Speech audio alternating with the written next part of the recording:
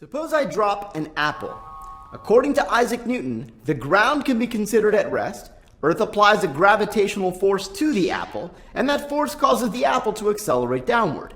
But according to Einstein, there's no such thing as a gravitational force. Instead, it's more appropriate to think of the apple as stationary, and the ground, along with everything on the ground, as accelerating upward into the apple.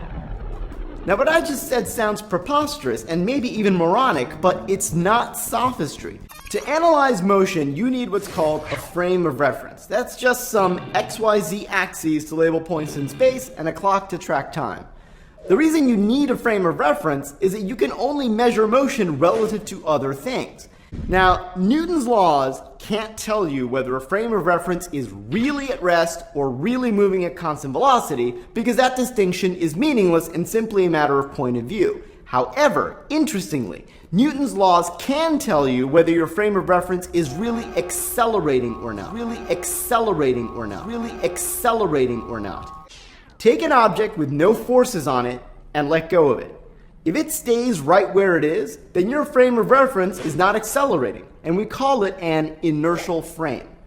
Now, in Newtonian physics, inertial frames are special because Newton's second law, F equals ma, is only valid in inertial frames.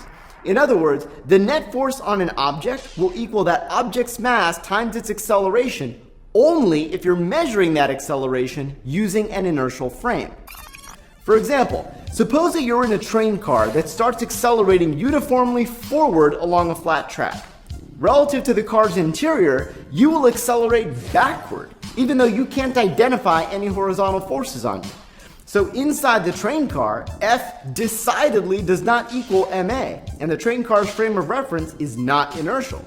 In contrast, a frame attached to the tracks pretty much is inertial, at least if you disregard Earth's rotation, because relative to that frame, you don't accelerate at all. Instead, the train car accelerates forward underneath you. Now, more generally, any frame that accelerates relative to an inertial frame will not be inertial. You got that? Inertial frame and non-accelerating frame are synonyms in Newtonian physics. In fact, you can think of inertial frames as the standard against which you measure true acceleration. And from the perspective of inertial frames, motion obeys a simple rule, F equals ma. All right, let's look at things from the train car's frame of reference, though, a little more carefully. Inside that accelerating train car, not only does everything accelerate backward for no apparent reason, everything accelerates backward together. You, a book, and an elephant will all lurch toward the back of the car with the same acceleration. Remember, from the preferred point of view of the inertial frame that's attached to the tracks, you, the book, and the elephant are all stationary, and it's only the train car that actually accelerates forward to intercept you. So of course you move in lockstep as viewed in the train car's frame. But hold on a second. There's something else familiar that makes people, books, and elephants accelerate in lockstep. The Newtonian force of gravity. In fact, in the absence of air resistance, that's the defining feature of gravity. So in the train car's frame, which is accelerating forward, it's as if there's an additional gravitational field that points backward. So accelerated frames of reference mimic a gravitational field in the opposite direction of the frame's acceleration. That's interesting. Einstein asked, hold on, what if the so-called real downward gravity from Earth is also fake? A side effect generated because Earth's surface is really accelerating upward. Now, you know what Newton would say? He'd say, that's crazy.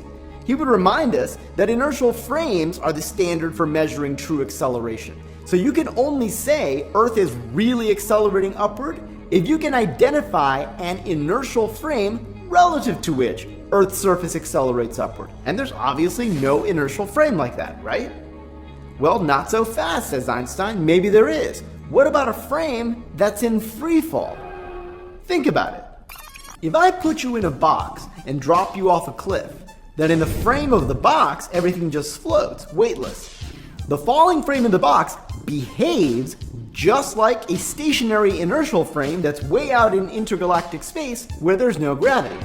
So why can't the box's frame be inertial? Well, because, Newton says, That frame can't be inertial. It's really accelerating downward at 9.8 meters per second squared. The interior just seems like 0g because the downward acceleration acts like a fake extra upward gravitational field that, from the perspective of the box, just happens to exactly cancel the real downward gravitational field of Earth. By coincidence. Really, Newton? Really?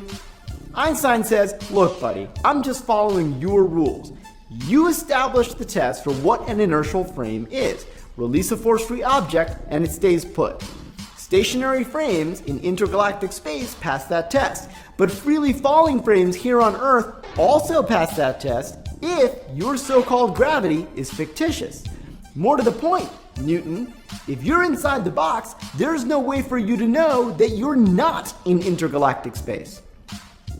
This inability to distinguish free fall from lack of gravity has a name, by the way. Einstein called it the equivalence principle. And if you buy it, then maybe the falling frames really are inertial. If so, then it's the falling frames that establish the standard of non-acceleration, in which case, it's really the ground that's accelerating, upward. And what we've always been calling a gravitational force is an artifact of being in an accelerated frame of reference. It's not different from the weird backward jolt that you experience on the train that you know perfectly well isn't being caused by anything. So why are you insisting that the downward jolt we experience every day on Earth has a physical origin? Maybe gravity, just like that backward jolt on the train, is an illusion, is an illusion, is an illusion. Doesn't that point of view seem simpler?